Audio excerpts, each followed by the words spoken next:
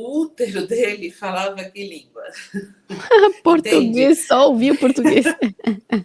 Entende? Então, se a gente somar aí 3 anos com, né, 2 e 7, com 9, o André é bom em conta, mas a gente vai ter mais de uns 60, 70% da vidinha dele, da história dele, em português. Como que ele vai fazer vínculo? Como ele vai se comunicar? E ela idem com ele, né? Nessa condição.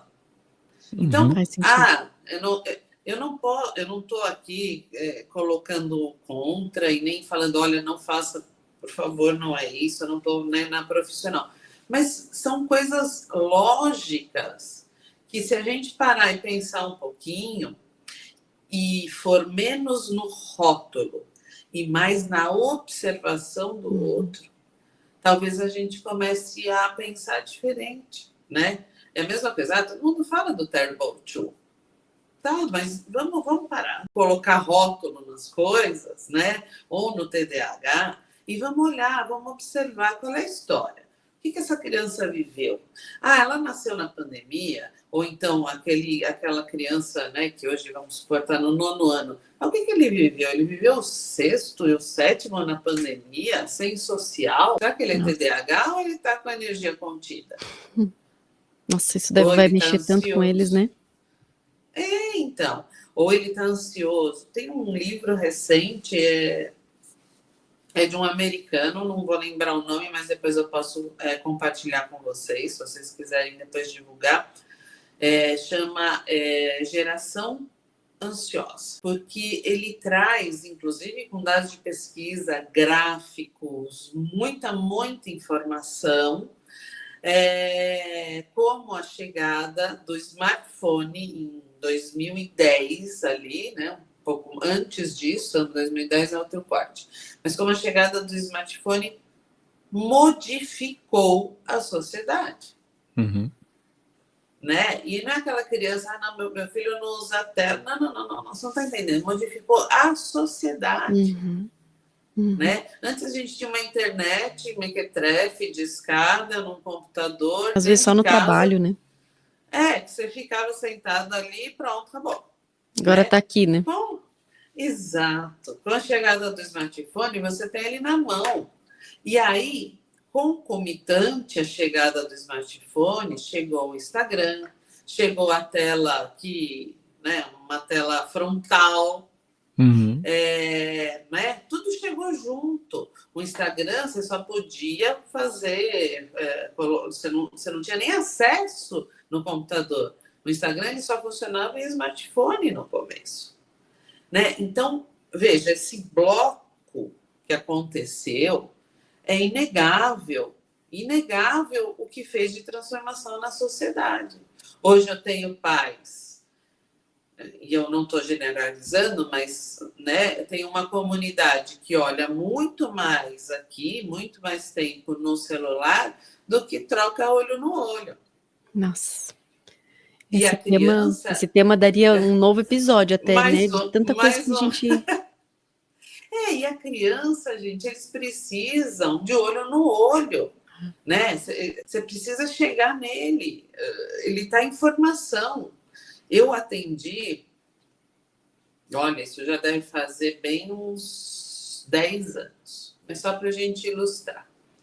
Eu atendi um casal, os dois bastante... né, os dois engenheiros, então, com uma mentalidade bem cartesiana, e eu não estou também. É um perfil, né? Não estou questionando aí a profissão, não, pelo contrário. Mas eles tinham um perfil bastante cartesiano, bastante inflexível, assim, nesse sentido. E eu cheguei para a reunião, os dois estavam no celular e no computador.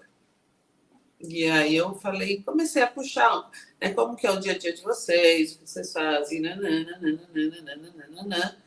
E a gente tinha uma questão ali de alguns sintomas de TEA, que é o transtorno do espectro autista na época. Quando eu conversei com a família, e montei a anamnese, eles me relataram o dia a dia, como eles eram, como eles procediam, como eram os finais de semana, né? Eu dei ré na análise, porque a criança, ela só espelhava o que ela tinha. E a criança, ela é assim, Nossa. Ela aprende por espelhamento. Então, se você tem... ela aprende por espelhamento. Por isso que tem que cuidar das famílias. A criança, até ela ser autoral, como eu chamo, até ela fazer por ela, a referência que ela tinha era aquele pai, aquela mãe, né? E eu vou dar um outro exemplo e falando mal de mim mesma. Quando eu percebi que o meu filho, que hoje tem 31 anos, quando tinha 1 aninho e meio, arrumava o chinelinho para ir dormir no pé da cama, falei, opa, tem alguma coisa errada aqui, opa. E aí eu tirei todos os tapetes de franja que tinham na minha casa, porque eu era a rainha de ajoelhar e arrumar a franja do tapete. Uau! Ele fazia a mesma coisa. Ele arrumava o chinelinho, ele não arrumava o tapete, mas ele arrumava o chinelinho, assim, sabe? Pareava eles, estacionava eles pareadinho e dormia. E aí eu falei, não. Né? O quanto que a nossa atitude, e a gente está 95% no automático do nosso cérebro, o quanto que a nossa atitude do dia a dia vai refletindo, não tem como, é assim. Mas nesse caso, por exemplo, era uma atitude, ele repetia, ele espelhava uma atitude sua que era uma atitude correta de organizar, né? De colocar as coisas organizadas. Ou como você enxerga que, por exemplo, num caso de uma criança de 1 ano e meio, isso pode ser levantar uma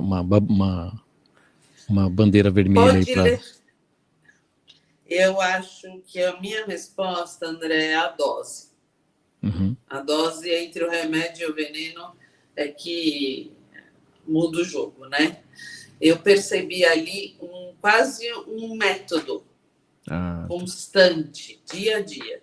E o meu também, Entendi. né? E aí eu quebrei isso, né? Eu parei e comecei, né? E quebrei mesmo. Eu parei com os meus tapetes e comecei a brincar com aquele chinelinho antes de dormir. Justamente para quebrar aquele ciclo. E assim, deu certo? Mais ou menos, né? Porque mas não tem jeito, ele morou fora há 4 anos, ele morou na Austrália há 4 anos, né? Uhum. No primeiro Dia das Mães, eles mandaram um videozinho para as mães, né? Me emocionei muito. Mas eles mostravam o que eles eram da mãe. E o meu doce filho veio no vídeo de luva, produto de limpeza, balde.